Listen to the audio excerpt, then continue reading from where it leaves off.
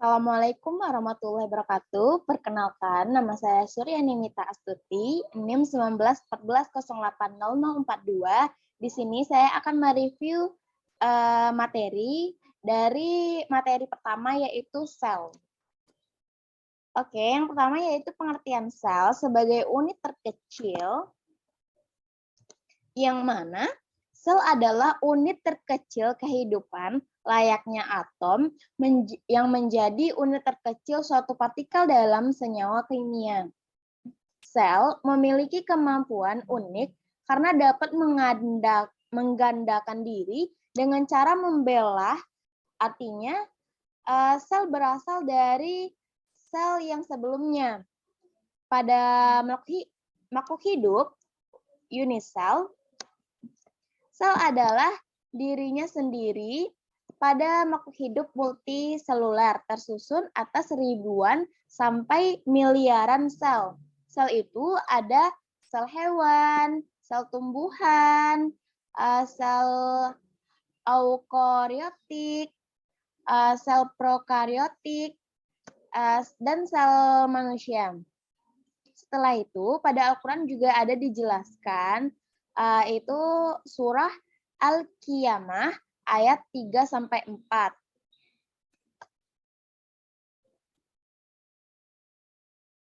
Selanjutnya yaitu materi struktur sel prokariotik.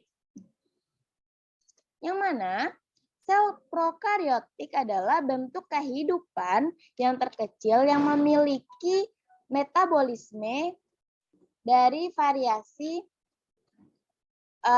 yang paling bervariasi. Setelah itu, sel prokariotik ini merupakan nenek moyang dari sel-sel eukariotik karena dia ada sebelum sel eukariotik ada. Setelah itu, komponen-komponen dari sel prokariotik ini ada, bisa dilihat di sini di gambar, itu ada plasma lemma, membran sel, atau membran sel, yaitu ada sitoplasma. Sini ada sitoplasma, nukleus, dinding sel, setelah itu ada ribosom, ada nukleus, ada dinding sel, dan beberapa ada yang tidak memiliki dinding sel seperti mikoplasma. Ia memiliki plasma lemma dengan ketebalan 10 nanometer. Setelah itu, adapun ciri-ciri sel prokariotik dapat mengarbosi bahan organik untuk pertumbuhan. Setelah itu ada juga memiliki ukuran antara 1 sampai 10 nanometer. Setelah itu dapat menghasilkan sel baru dengan cara membelah diri, dapat menghasilkan spora atau melakukan pertunasan. Setelah itu juga memiliki struktur yang sederhana, tetapi memiliki jenis variasi yang banyak. Setelah itu ada sel eukariotik. Yang mana sel eukariotik ini ialah sel yang inti atau nukleusnya yang dikelilingi oleh membran. Ini membran, sehingga sel ini memiliki dua membran, yaitu membran sitoplasma dan membran inti. Adapun komponen-komponen dari eukariotik itu ada membran sel, ada artikulum endoplasma, mitokondria, badan Golgi, lisosom, dan vakuola. Adapun ciri-ciri dari sel eukariotik ini yaitu salah satu hasil evaluasi secara fisik dan biologis yang terjadi berjuta tahun lalu. Setelah itu, sel terbentuk dari sekelompok organisme anaerobik dan aerobik yang saling ketergantungan dan memiliki nukleus yang dibungkus membran. Setelah itu ada juga DNA yang terdapat di dalam nukleus dapat tersimpan dalam kompartemen khusus disebut sitoplasma. Setelah itu terdapat juga jenis organel seperti mitokondria, kloroplast. Setelah itu juga ada lebih kompleks lagi dari susunan organelnya sudah tersusun teratur. Materi selanjutnya yaitu struktur sel tumbuhan.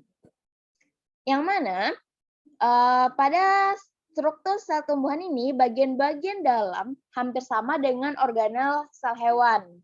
Setelah itu adapun salah satu organel yang paling penting adalah plastida.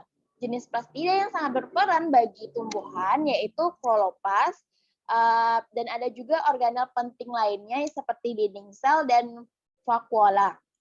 Setelah itu, sel menyusun fungsi kerja dari seluruh kehidupan tumbuhan seperti mau fotosintesis ataupun apapun itu akan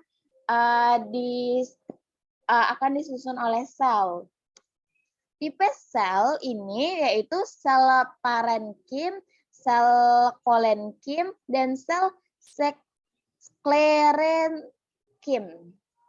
Pada ayat Al-Quran itu ada juga dijelaskan Allah Subhanahu wa Ta'ala berfirman dalam surah Al-A'raj ayat 4 yang artinya, dan di bumi ini terdapat bagian-bagian yang berdampingan dan kebun-kebun anggur, tanaman-tanaman, dan pohon kurma yang bercabang dan yang tidak bercabang.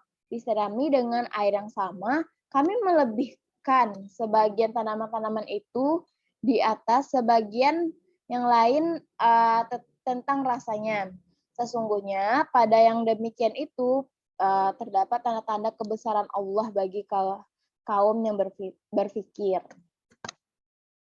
Setelah itu, adapun bagian dari sel tumbuhan itu yang pertama ada plastida. Ada plastida, ini ada di gambar.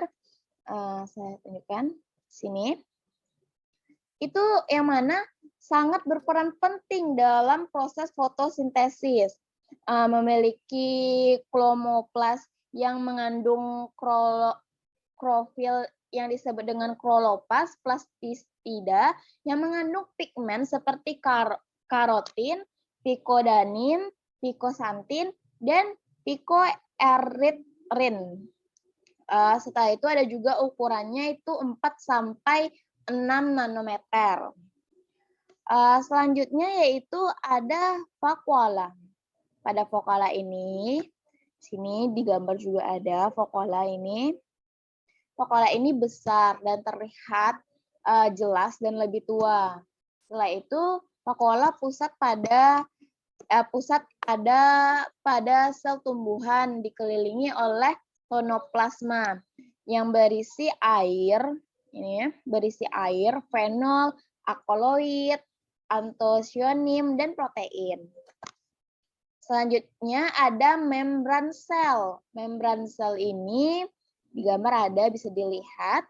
Membran sel ini itu ada lipid, fosfor, karbohidrat, protein. Setelah itu ada itosol. Itosol ini yaitu cairan sel terdiri dari air, protein, dan lemak.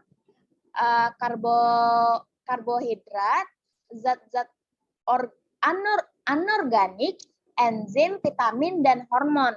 Setelah itu, bagian dari sel tumbuhan lainnya yaitu ada nukleus. Nukleus ini tersusun atas membran, cairan inti, kromosom, dan nukleus. Setelah itu materi selanjutnya itu ada mitokondria. Mitokondria ini semakin aktif sel, semakin banyak juga mitokondrianya. Setelah itu ada juga ribosom. Ribosom ini menempel pada membran retikulum endoplasma dan ada bebas di sitosol. Setelah itu retikulum endoplasma, yaitu ada REK dan RRH. Itu retikulum endoplasma kasar dan retikulum endoplasma halus. Setelah itu ada juga badan Golgi. Badan Golgi ini kumpulan kantong yang bertumpuk-tumpuk. Setelah itu yang terakhir itu ada kloroplast, leukoplast, amiloplast, kromoplast, elailoplast yang terdapat di plastistida saat fotosintesis. Materi selanjutnya yaitu struktur sel hewan, yang mana sel hewan tidak memiliki dinding sel. Itulah perbedaannya dari sel tumbuhan. Sel tumbuhan memiliki dinding sel, kalau yang sel hewan tidak memiliki dinding sel. Memiliki variasi dalam bentuk, bahkan depan bersifat elastis. Sel hewan ini merupakan sel yang menyusun jaringan-jaringan pada tubuh hewan atau sel. Sebagian organisme seluler seperti protozoa organel yang sangat berperan yaitu nukleus ataupun inti. Aktivitas metabolisme yang paling banyak dilakukan yaitu pada sitoplasma. Sel hewan ini tidak memiliki dinding sel, tidak memiliki plastistida, dan bentuk yang tidak tetap seperti sel tumbuhan. Pokoknya pada sel hewan bentuknya kecil, bahkan bahkan ada yang tidak ada gitu. Hewan-hewan uniseluler ini biasanya memiliki vakuola kontraktil dan vakuola non-kontraktil. Baiklah, ini ada bagian dari sel hewan. Yang pertama yaitu membran plasma atau membran sel, yaitu dia itu sangat tipis, hidup dan sifatnya semi permeable. Rangka dari membran sel ini merupakan lapisan lipid bilayar atau dua lapisan fosfolipid dengan ekor membentuk susunan sandwich di antara kepala. Setelah itu memiliki bagian yang tersusun dari lemak atau lipid dan protein atau lipoprotein. Membran tersebut memiliki 3 lapisan di dalam sel, yaitu 2 garis gelap dan dipisahkan oleh ruang yang jernih. Membran plasma ini juga berfungsi dalam mengatur pertukaran zat antara sitoplasma dengan larutan di luar sel, menyelenggarakan pertahanan mekanisme dan untuk memberi bentuk pada sel. Setelah itu ada juga membran tersebut memiliki 3 lapisan di dalam sel, yaitu 2 garis gelap dan dipisahkan oleh ruang yang jernih. Selanjutnya yaitu ada retikulum endoplasma atau RE. Ini ada RE kasar dan ini juga ada RE halus pada gambar. Setelah itu RE ini berbentuk benang-benang yang ada di inti sel. Setelah itu RE ini juga terbagi 2, yaitu REH dan RK. Yang mana RNH ini tidak melekat pada ribosom. Bisa dilihat di sini, ini ada ribosom. Dia tidak melekat pada ribosom, sedangkan REK itu melekat pada ribosom. Yaitu RE ini alat transportasi zat dalam sel sendiri.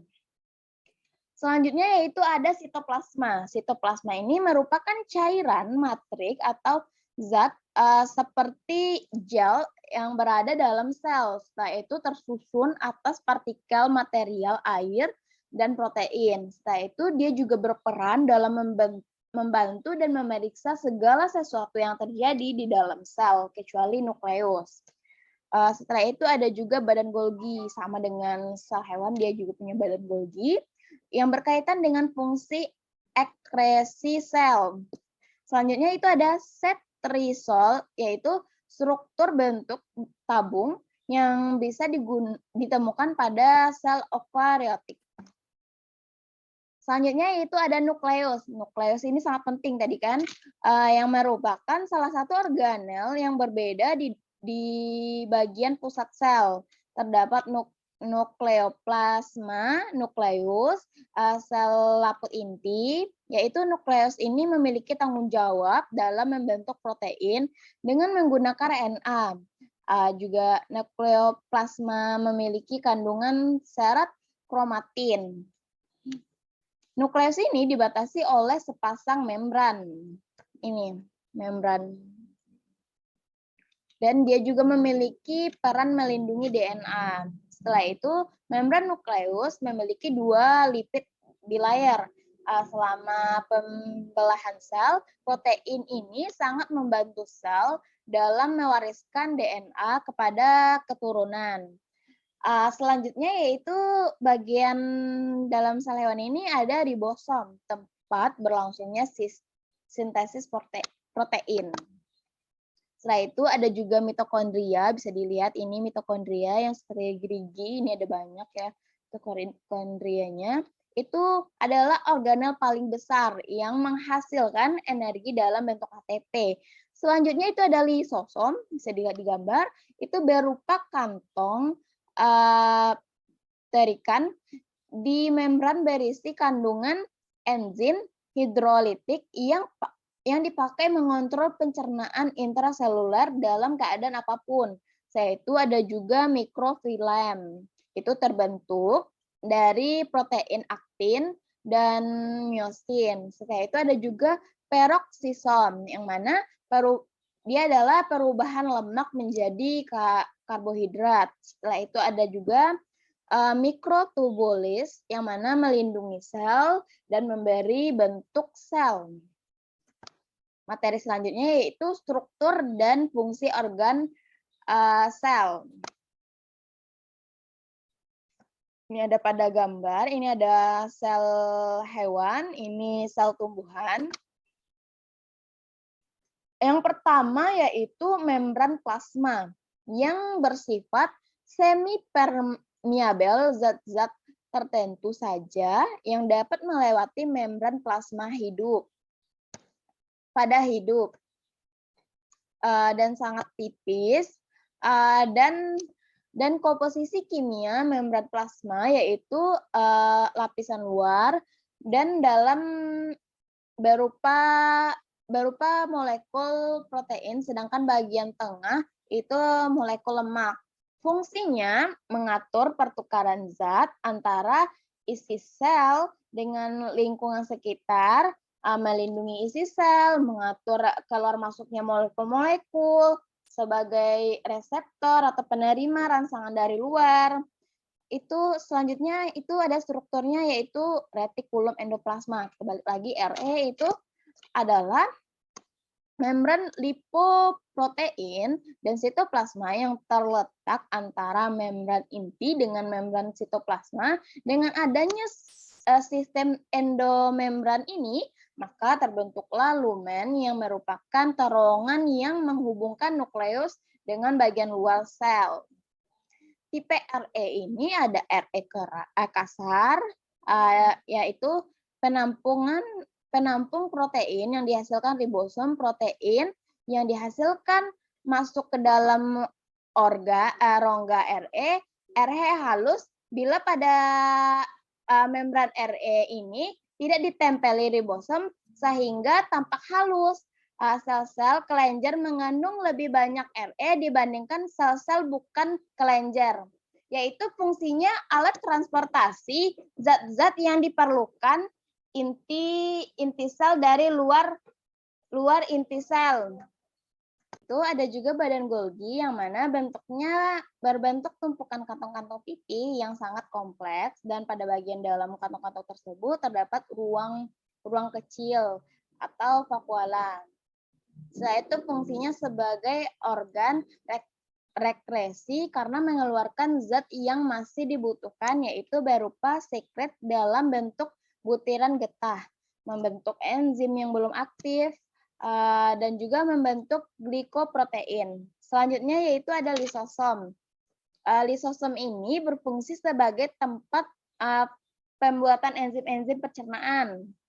Setelah itu ada juga ribosom yang mana fungsinya tempat berlangsungnya sistem protein.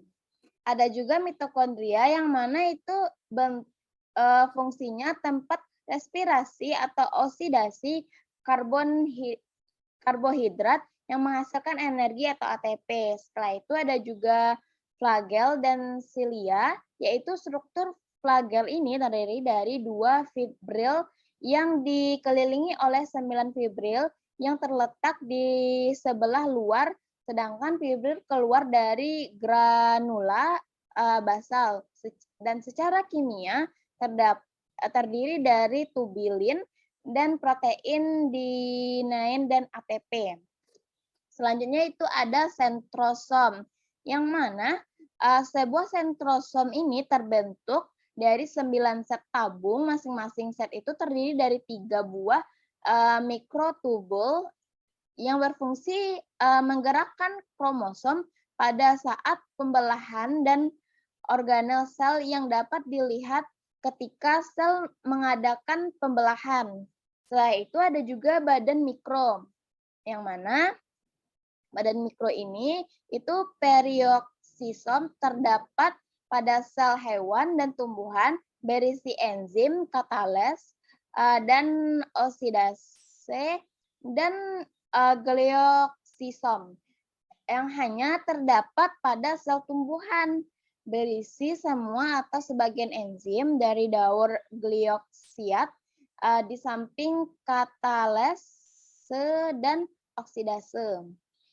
Setelah itu ada mikrotubul, yang mana fungsinya mengendalikan gerak kromosom dan daerah ekuator ke kutub masing-masing pada anapase dan penyusunan setriol, flagel, dan silia sehingga berperan dalam pergerakan sel.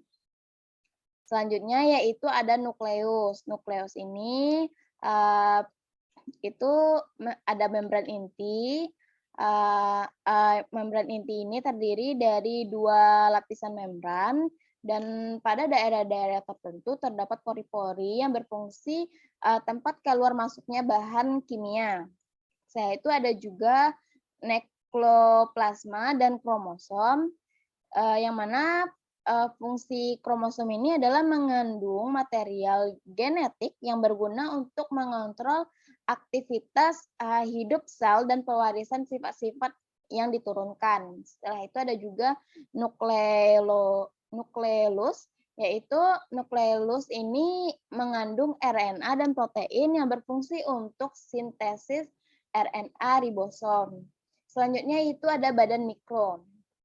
Pada badan mikro ini ada perioksisom terdapat pada sel hewan dan tumbuhan yang berisi enzim katales.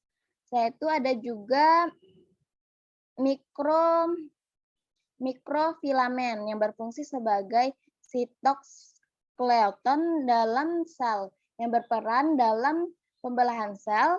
Pada amoeba dia berfungsi dalam pembentukan pseudopoda atau gerakan sel dan gerakan sitoplasma, serta membentuk alat gerak seperti silia dan flagela.